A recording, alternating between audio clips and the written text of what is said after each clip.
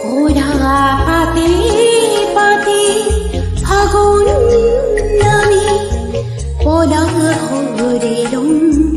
ৰাঙলি বোতাহে কানে কানে কৰে